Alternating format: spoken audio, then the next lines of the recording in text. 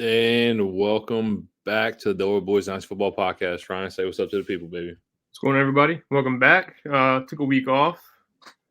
Kind of regret taking that week off, but here we are again. Trying to stay on our roll, but we had some complications last week. But here we are, back on a regularly scheduled Tuesday night. Got to be back. Today, simple as it could be, we're doing a week 6 recap. We're going to cover some of the stuff we did last week. Ready to roll. Steven?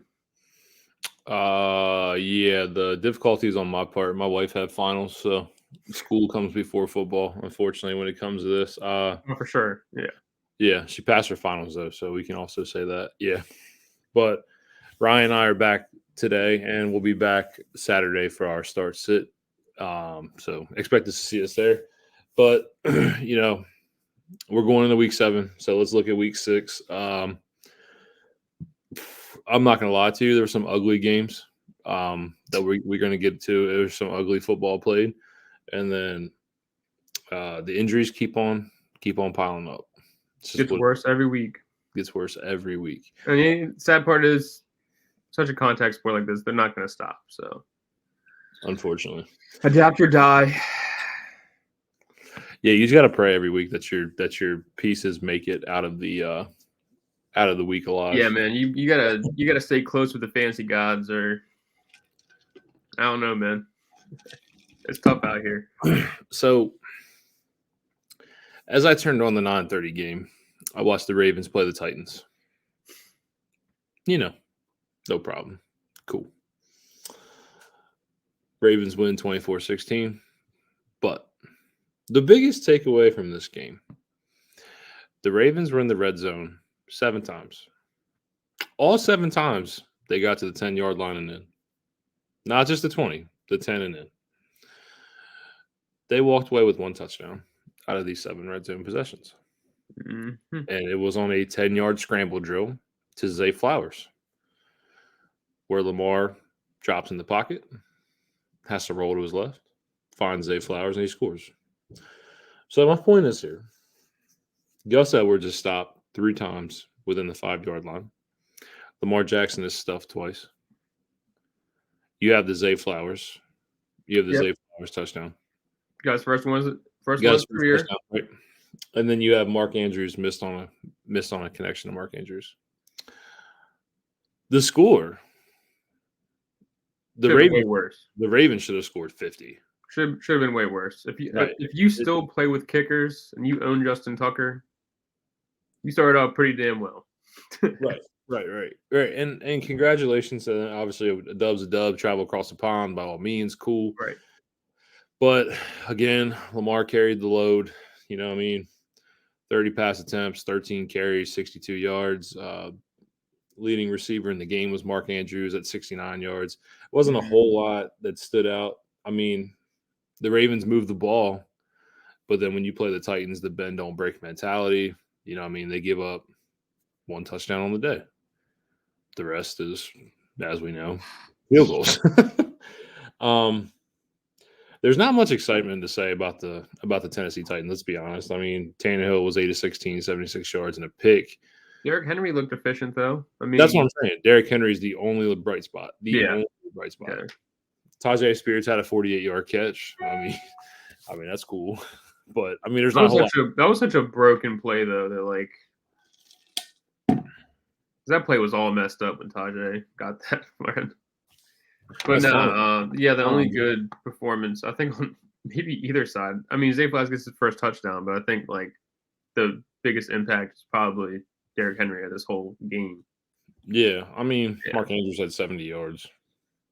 Fair. 17 yards per catch. That's kind of the impressive part of Mark Andrews. I won't lie to you. It's Mark doing Mark things. Mark was targeted 8 times in the game, got missed quite a few times, especially one in the end zone. Whatever, it is what it is. I think it's just the one in the end zone that really hurts. But it is what it is. I mean, it wasn't an impressive game. It was a sloppy game on the Ravens' part. They didn't execute anything in the red zone. And when you pay a guy $250 million, you expect production. Obviously, I know it's a W, it's a 24-16 W. That's cool. But if I'm John Harbaugh, I'm not happy. Not happy.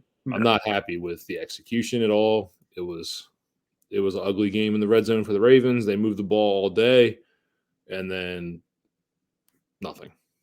Yeah. Any concern on Lamar Jackson? You think it's just kind of a rough game? No concern. Yeah. Okay. I mean, as long as Lamar's on the field, Lamar's one of the most dynamic players in fantasy football. He's That's getting 13. True. He's getting 13 carries. He's out here throwing the ball 30 times. I expected, you expect more in a Todd Monken scheme. The passing plays have not come to fruition yet. Lamar's still doing Lamar things. On top of that, remember, the wide receiver core truly didn't upgrade. Right. Odell hasn't played. Odell is a waste of $18 million. We've said that from the jump. Hey. I'm sorry. It's not Odell. It's not the Giants Odell. Yeah. Okay. Yeah, I know. It's a totally different guy. But didn't he leave that game hurt as well? No, he played. Okay. Andrews is Andrews. Zay Flowers is good, like Zay Flowers. Aguilar, okay. Bateman, okay. And let's be honest, the run game, there's really not a whole lot of juice. Gus Edwards, not a lot of juice there. Honestly, Justice Hill looks like the running back with more juice, to be honest. Even though Gus Edwards is seeing 15 carries, some involvement in the passing game, Justice Hill looks like he's got more juice. Again, the Ravens offense is on Lamar's shoulders. Yeah, absolutely. I think the rush game that you just touched on, I think it's just a wash. I don't like any of it. Justice Hill or Gus Edwards stresses me out. And then on top of that, like Zay Flowers is kind of stepping it up. You're starting to see some things out of him that like you want to see. But outside of that, Aguilar doesn't move the needle. I don't know. He doesn't really have a lot to pass to. That's still the case. It's Andrews and it's Zay, and then everything else is rough. Yeah, it is what it is. Yeah. So is there anything that stood out to you in the 1:00 games? So I'll be honest with you. I had to work a full shift. I missed a lot of games last week, sadly. Okay. I normally work till 3. I got stuck working all the way till 4:30, so I missed all the 1:00 games. So the big thing to me that stands out about the 1:00 game is the quick turnaround on Sundays for the Thursday. Trevor Lawrence left knee injury, questionable for Thursday night. That's going to be a preview into our Thursday night game here, obviously, but that's something that we really need to monitor here as well. We are going into week 7 as well, so I do want to talk about this. Christian Kirk has outscored Calvin Ridley through the first 6 weeks of the year. Yeah. I'm still a Ridley guy, man. I mean, it takes time, dude. You can't just like not play football for like a year and a half and then come back golden. You know what I mean? Like, I'm not. You obviously have that like connection going already with Christian Kirk and T-Law. You saw that last year, right? And I'm not saying. I think it's still you just need more time with Ridley. Is all I'm trying to say. I'm not completely done on Ridley yet. I'm not saying you need to be done, but I am saying that the sky high expectations that we had put in place were a little unrealistic at this point. Yeah. We're talking about back end second, early third for Ridley when he was going the 6th round in the summer, like early summer.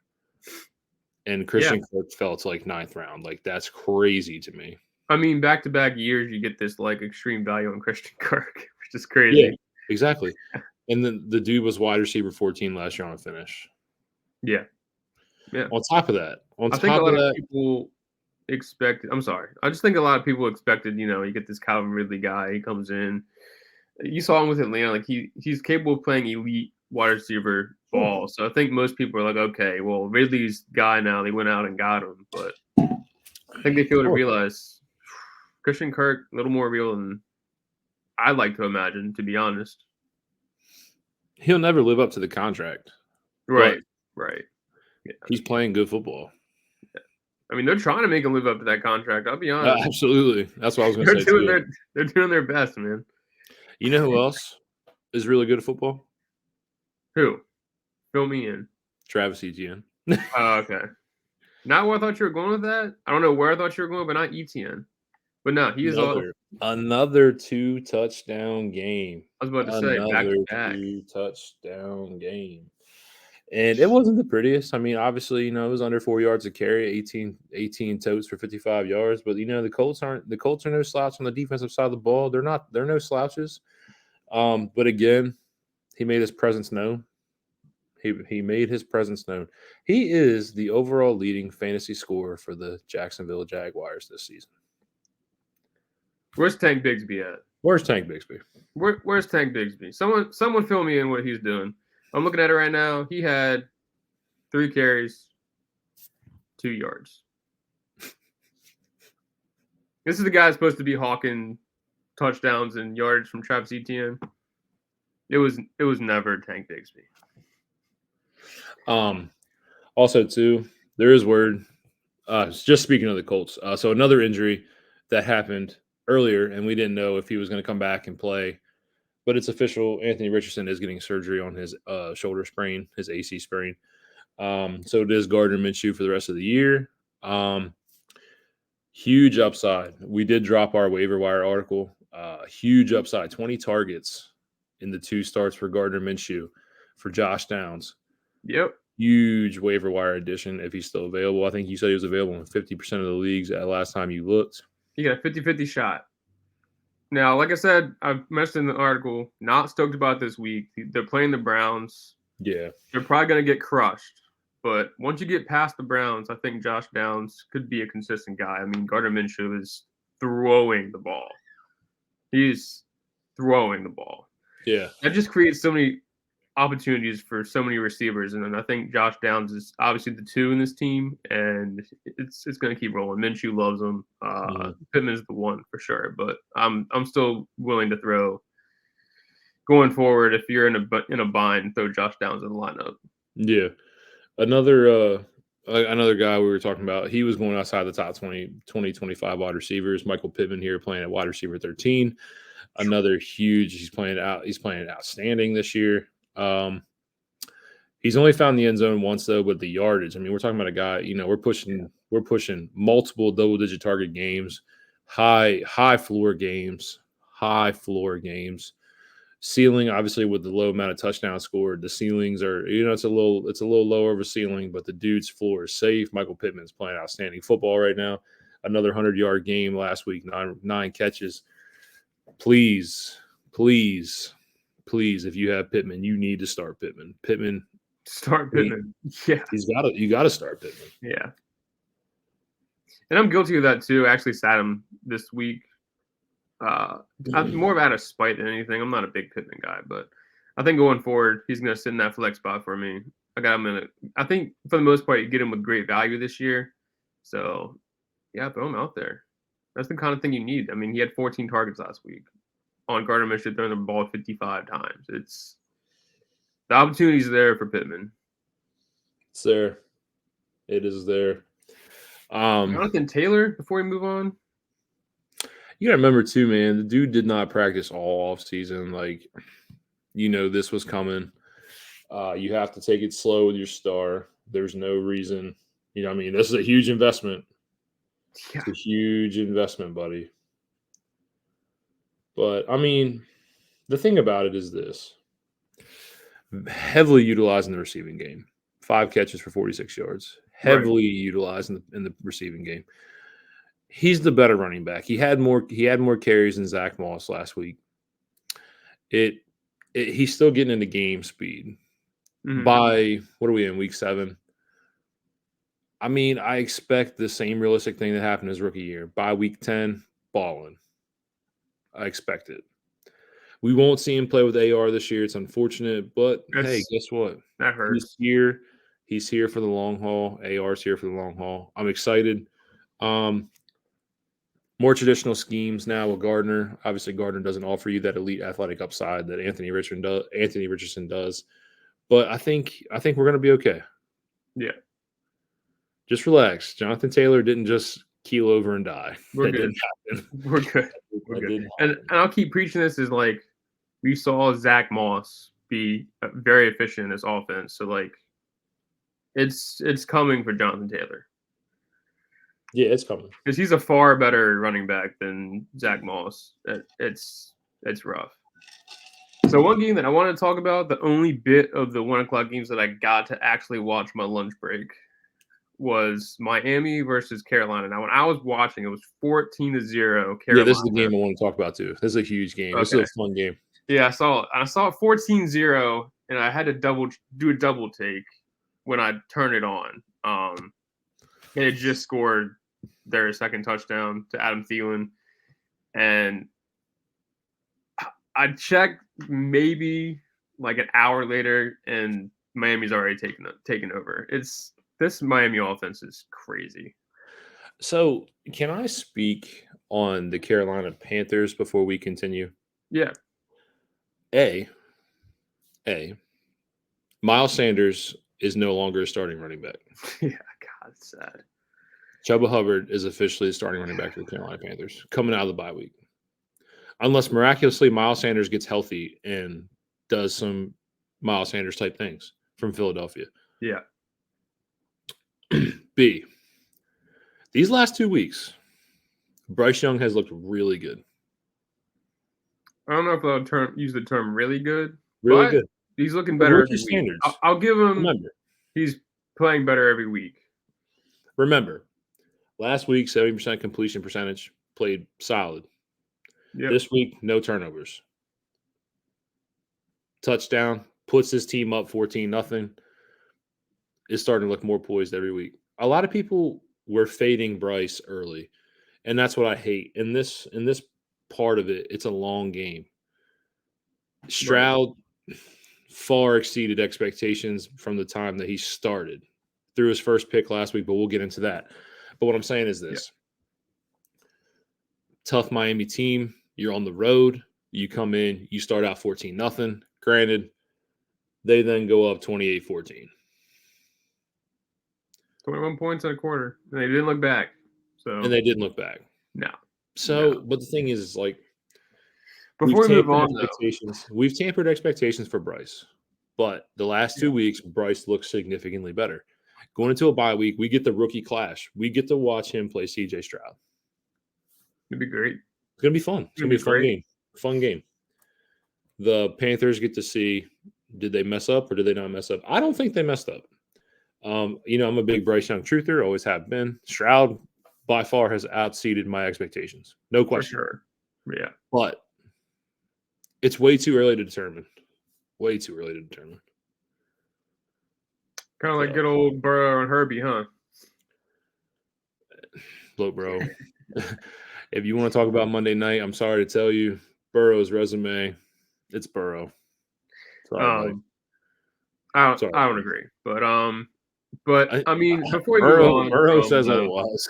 Before we move on, I mean, we talk about Dolphins all day. We talk about them every week in that crazy offense, but just a quick 10 seconds of show light for Adam Thielen, who's absolutely playing out of his mind so far. I mean, another game, 13 targets. You got 11 catches, 115 yards. I mean, PPR monster. This guy's probably saving a lot of people's seasons out there. Yeah. So I want to say, did you have it on your fantasy bingo card that Adam Thielen was a top 5 wide receiver? Yeah, I put that in my league chat. Nah, he's top 5 right now. Top 5. He is number 4 on the player rater at wide receiver. That's wild. That's absolutely insane. Also, too, speaking of the Dolphins, can we just talk about their versatility as well? In this game, they scored 42 points. Yep. But the balance, they have 33 rushing attempts in this game. Mostert went for 2 touchdowns on 115 yards on 17 carries. Then you have other various players getting touches. Tua only threw the ball 31 times. Yeah. It's an efficient offense. It's a beautiful offense to watch. They're averaging almost 500 yards a game. Yeah, they're the number 1 rushing and passing team. It's crazy. In the league. Yeah. It's so fun. So now you get to see – I can't wait for this game. I can't wait for week 7 when I get to see Philly in Miami. You get to see power versus speed.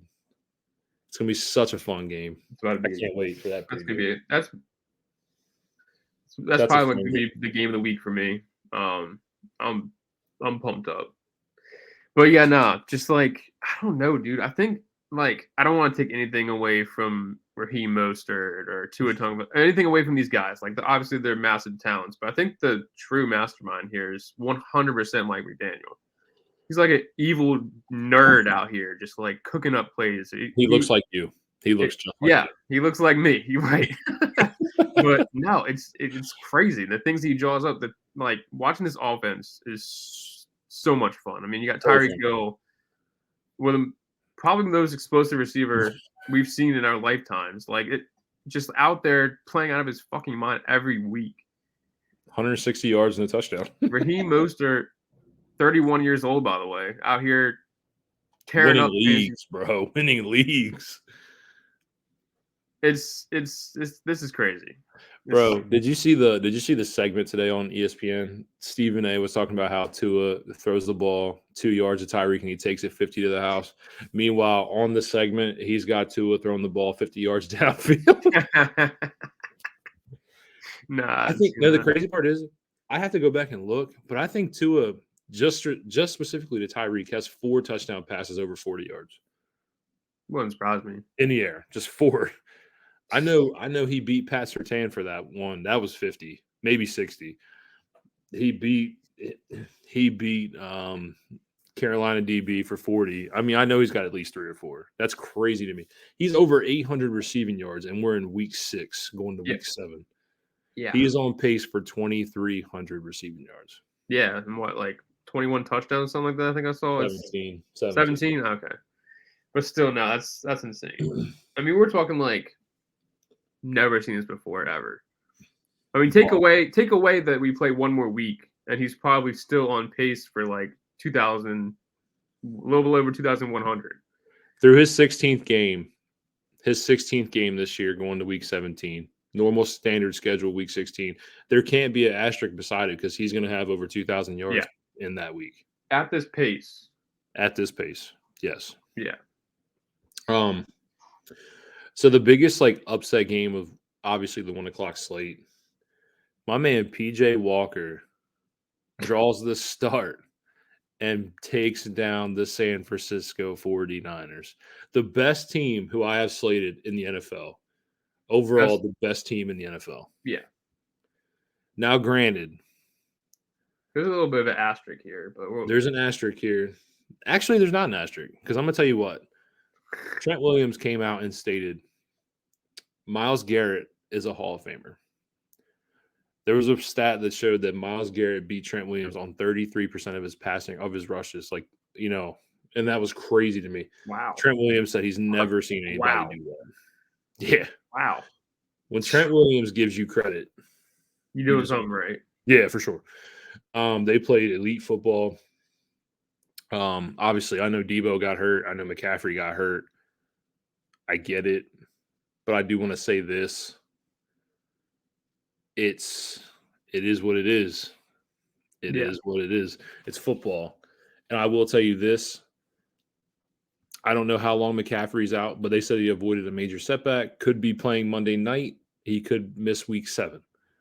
Okay. I'm going to be honest with you. If McCaffrey's not on the field, this offense gets a little worse. McCaffrey, I mean, dude, it's been, 14 straight games McCaffrey scored a touchdown since he's joined the 49ers. It's something nuts. It's nuts. He is the engine that makes it go.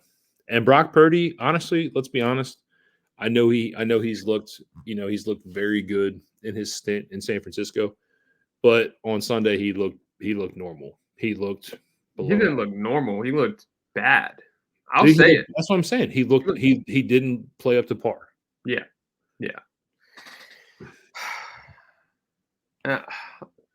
And I just like to go back to the whole Christian McCaffrey thing. This offense 100% changes with McCaffrey out. I mean, he takes away so much attention from the other weapons they have. You also have a game where Debo goes down. So I think until CMC gets back, Could be this week, could not be this week. We don't know. But it'll be a real true test for Brock Purdy with only Ayuk and Kittle as legitimate parts of this offense. So we'll see going forward. But just like I don't want to really credit this to PJ Walker. First of all, I like to give this win to the Cleveland defense. It's absolutely insane how good this defense is. Looking at it on paper, I would never have told you this is the number one defense.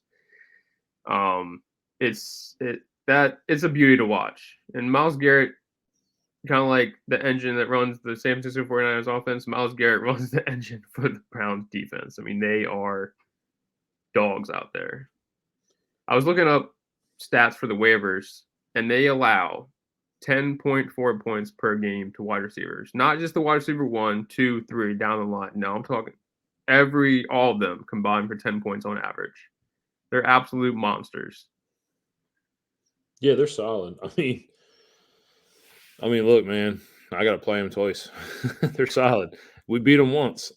But you got to remember too, man, like they've done it right. And like I'm not going to say that I agree with the Deshaun Watson contract, but they built the O-line up front. They've built the defense. I mean, you add Zadarius Smith to play alongside Myles Garrett. You have a number one DB in the backfield in Denzel Ward. You have, Owusu Akamora, the linebacker, who's finally looking like a great pick. I mean, there's so many pieces on this defense that stand out.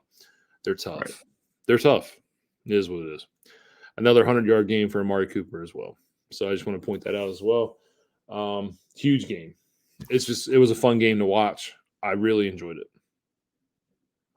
I really did. Yeah, I wish could have seen some of it. So there's 2 4:00 games I want to talk about here. Hey. Oh, by the way, my asterisk for that previous game, was Moody just pushed that field goal. He did.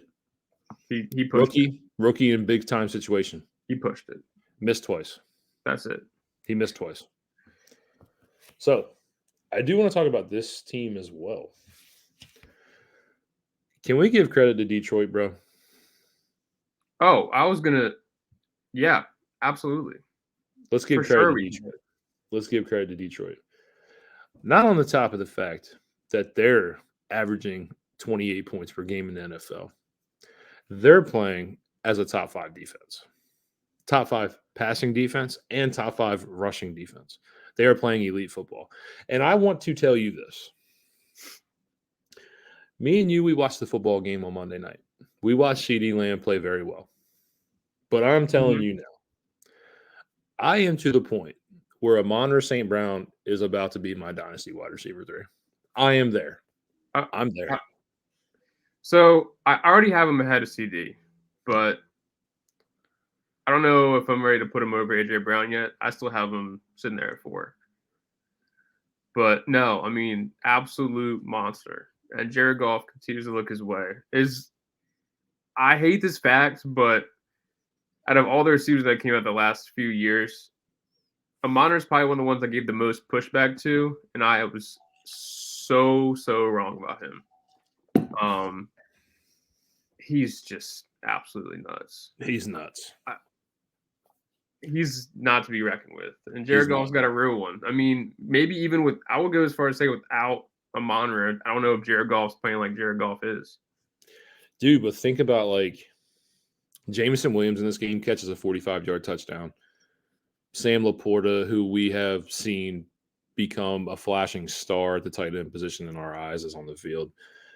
Monty gets hurt in this game, but the combination of Monty, Jahmyr Gibbs, however you want to look at it, top 5 O-line. Honestly, I'm going to say the best O-line in football. I just say top 5 to be, to take it back a little bit.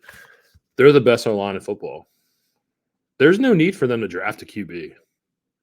Yeah, Jared Goff's playing good football. Keep it riding. Yeah. I mean, it's just continue to build around what they have. This is like, just keep adding to the defense for this team. Like, dude, Aiden Hutchinson is blossoming into a star in front of our eyes. Jack Campbell, stud. Just keep adding to that unit. But, dude, Amon St. Brown's real, bro. He's real. No, he's very, very, very real.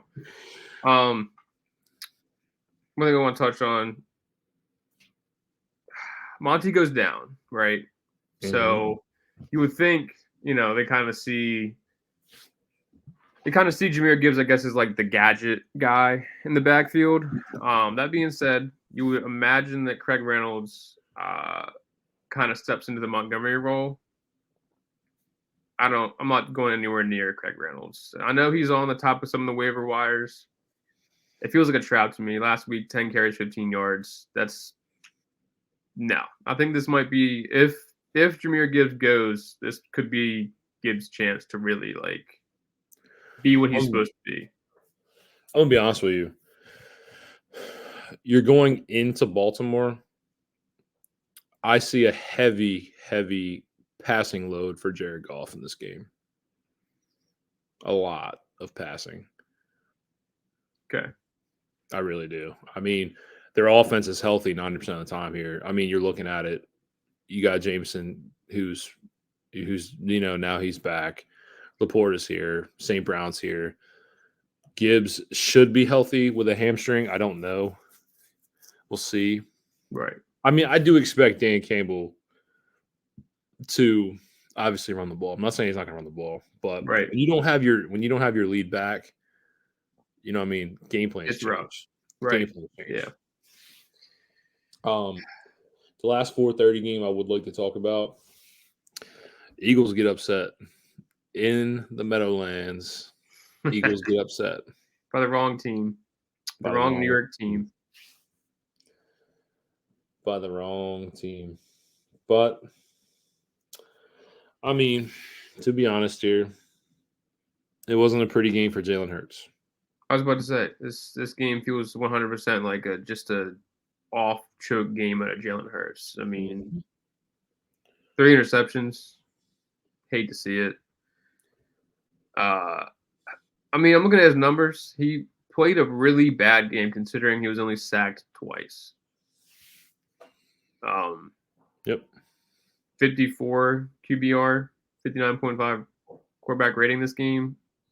I got to put this game on Jalen Hurts. This game's on Hurts. Yeah. You got to remember, they were up 14-3. They let it go. 14-3. And they lose, and then 17 unanswered. And it wasn't pretty. I mean, it wasn't pretty for the Jets. It wasn't pretty. This wasn't a good game for either team. Greg Zuerlein had a hell of a game. Greg Zuerlein had a hell of a game. Breece Hall, I mean, last, minute 45 on the clock, ices the game, puts one in the end zone. Solid from Breece Hall, obviously. Granted, we know you're playing the Eagles. They're tough against the run. Let's not get it twisted. Garrett Wilson did have 90 yards in the game. So, I mean, I'm not going to say he's been heavily targeted from Zach Wilson. So that's something that we want to see from a guy who's been drafted so high. Obviously, me and you have talked about it. He's not going to live up to his ADP that he was projected in the offseason, but he's still playing solid. No, I think once Rodgers goes down 4 plays into the season, breaks my heart, by the way, that Wilson wasn't going to be the guy he thought he was going to be. I mean, you go from Aaron Rodgers to Zach Wilson, that's it. And but did you see Aaron Rodgers throwing the ball? I don't want to. No, he's not playing this year, dude. I'm telling you, man, if they sneak into the playoffs, man, Aaron Rodgers might play. Yeah, sneaking into the playoffs. Good luck with that with Zach Wilson. Hey, man, they just beat Philly. We'll see what they got. Also, too, can we talk about this game, this stretch that AJ Brown's on? I mean, these last 4 weeks, nothing less than 127 receiving yards, playing out of his mind. Yep. You know what's actually really sad? And this just goes to so much recency bias in fantasy football. It's just the sole fact that AJ Brown those first 2 weeks, obviously off to a slow start. Devontae Smith kind of looked like he was 50-50 type thing. My brother did a startup draft, and AJ Brown slipped into the middle of the 3rd round just because he was off to a slow start. And I bet every single one of them is kicking themselves. I was in that draft. Huh? I was in that draft. I don't understand, dude. That's such Don't trust the recency bias, man. God, it kills people so much. To be fair, I drafted 2 QBs in a Superflex. So, but AJ Brown's playing lights out ball. Yeah, Lights out ball. he's playing crazy. So there's that. But let's recap the last Monday night game. We were like the game we were watching. So 2017 dub by Dallas. At one point, first possession of the game, Chargers go down, score. Huge, you've seen Keenan Allen running in motion here. Yep. DB doesn't follow till Easy late. slip. Yeah. Easy slip. Touchdown. Dak, touchdown. That 30-yard scamper, touchdown. Great play. But my thing is this. Then this game drags out. It's a 10-7 game going into half. And honestly, Keenan Allen had what? I can't remember off the top of my head. He had 85 yards and a touchdown on 7 catches on what? 12 targets, maybe 13. How many times did Justin Herbert overthrow this ball? Keenan Allen should have had 180 yards and 3 touchdowns in the day. Yeah, so, I'm looking at he had 11 targets. I think it's pretty safe to say all 11 were – you could have – if you caught all 11, who knows how many yards he would have. He overshot him on the same drive twice. That hurts. But I don't know, dude. This Justin Herbert, he's so frustrating. Now, watching the game, you get a few plays on a few drives where, like, they get the first down and it gets called back for holding. Or they get the first down and it gets called back for illegal man downfield. They did that 4 times in that game. So, dude, there was a lot of laundry thrown on the field. It was a very frustrating game to watch. I think the numbers look a little bit worse than maybe they should be for the Chargers. I'm not saying they should have won this game by any means, but I do say this. Game's on the line, and Justin Herbert coming into the game has a 27-26 record in the NFL. Back to even, baby. So, over 2 minutes, plenty of time to win this game, and we throw a pick to seal the bitch. Yep. Hey, I will say this. Quentin Johnston, got bodied by Stephon Gilmore. So, bodied by Stephon Gilmore. On top of that, Herbert did not progress well. Granted, I know he was blitzed heavily. But Austin Eckler was on the left flat for about 50 yards. There was nobody anywhere near Austin Eckler. So I know the pressure was coming. I get it. But I'm just going to say that. In a real life situation, is Justin Herbert overrated? No. Stop it. No. Please stop it, bro. No. Absolutely not. I'm not ready to label him overrated yet. Why? Is he?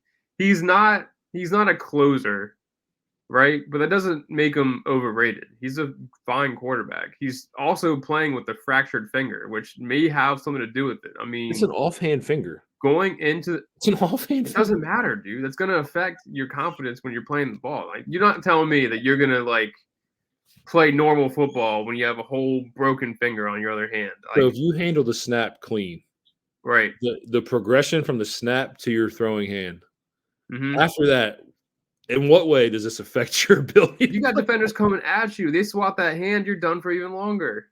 All I'm saying is this, bro. I love Herbert. Herbert is a fantasy darling.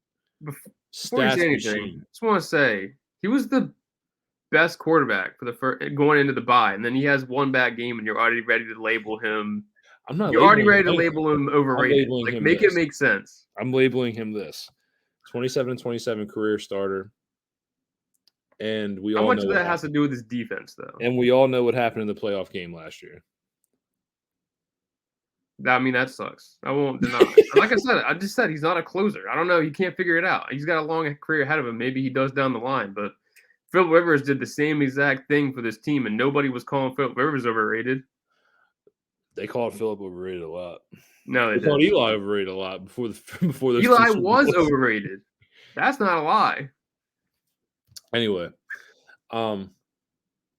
so the last thing I want to do, panic meter Quentin Johnston is getting very high. It's getting pretty high. It's getting rough. Now, given it, you don't want to label a rookie too early. Obviously, things happen down the line. I mean, look at guys like Nico Collins, who took 2-3 years to step into a role. But Nico also wasn't drafted top 22, 20, top 25. Right. Well, I'm not saying it looks pretty, right? I mean, obviously, it looks bad. I mean, he's barely getting targeted, and he's not catching when he is throwing the ball. So, I mean, I don't want to put any labels on him yet because he's still got a career ahead of him. He's going to play through his rookie contract. Is it looking good right now? Hell no. But I'm not going to sit here and tell you it's a 10 panic meter, but we're sitting at about a 7 right now. Okay. So we're on the same page. Yeah. Thursday night preview. Again, we know Trevor's dealing with a knee issue. If Trevor doesn't play, it is CJ Beathard backing up Trevor. Not that bad of a backup. Not terrible. Could be a lot worse. On top of that, I just want to say that, yes, the Saints' defense is good. No. I just have not been impressed at all. I will say, though, Alvin Kamara has replicated, multiple top 10 weeks at the running back position. I know Olave has been hurt, but he's playing solid football. Other than that, Michael Thomas can't seem to break over 11 fantasy points a game. Rashid Shaheed catches a couple 40-yard passes here and there. I don't know, man. I thought Derek Carr would do more for this offense, and he just hasn't done it. Yeah. I think that's the biggest takeaway from this. And you really, really see it when Alvin Kamara is getting Drew Brees level targets in this offense. It's rough for Derek Carr right now. If Lawrence doesn't play, is anybody startable? Maybe ETN. ETN, you have to start. ETN, yeah, I think ETN's a go. I think outside of ETN, I think Evan Ingram might serve as a good safety blanket. He could be startable in tight end premium, but between the two of those, everybody else kind of scares me. Okay. So give me a pick. Are you going to pick as if Trevor's playing, or are you going to pick as if he's not playing? Well, what's the report? Is he actually not playing? Because if he's questionable. He's questionable. Assuming he plays, I think I think the Jags win the game. I hate the Saints team, to be honest with you. I don't really want to pick him either way, but if CJ Beathard plays and starts, I think the Saints take it. I'm going to assume Trevor plays as well. So I'm going to take the Jags as well. Yeah. Now, granted, this could blow up in my face. It could. It really could. Just saying. Other than that, man, just a nice little week 6 recap. Just jump into the week. We will be doing a start sit on Saturday. I did go back and look at our start sit from the other day, and we did pretty good. We did really good outside of telling almost everybody to sit Travis Etienne. Yeah, we did tell some people to sit Etienne. That was a mistake, and that's fair. That's fair. I'm willing to eat that. But other than that, we did pretty good. We did, and I told you the Bills matchup scared me. I did. Fair enough. But other than that, it was a pretty solid week. Yeah. Seems like 1 week is always one guy that gets it. Yeah, of course. So, other than that, man, is there anything you want to say before we get out of here? Yeah, no. Thanks for tuning into the podcast today. Thanks for listening. For real, I can't stress that enough. We appreciate you. We're trying to grow something here. We made it this far, and we're going to continue to push. So come along with the journey, and if you hear on YouTube, whatever it may be. Hit subscribe. Yards per is blowing up. Shout out to Alex and the team over there. They're doing great things, and feeling pretty good. If you need to check your waiver wires for this week, me and Steven have an article there covering our top waiver wire ads. Excuse me. So check that out on RPO.com, RPOfootball.com. Yep. We produce a weekly article every Tuesday. Comes out. This week was a little tough. 6 teams on bye. It's a little hard to find some gems. But on that note, yards per RPO, again, we appreciate the platform. It's always a fun time out here. And on that note, we are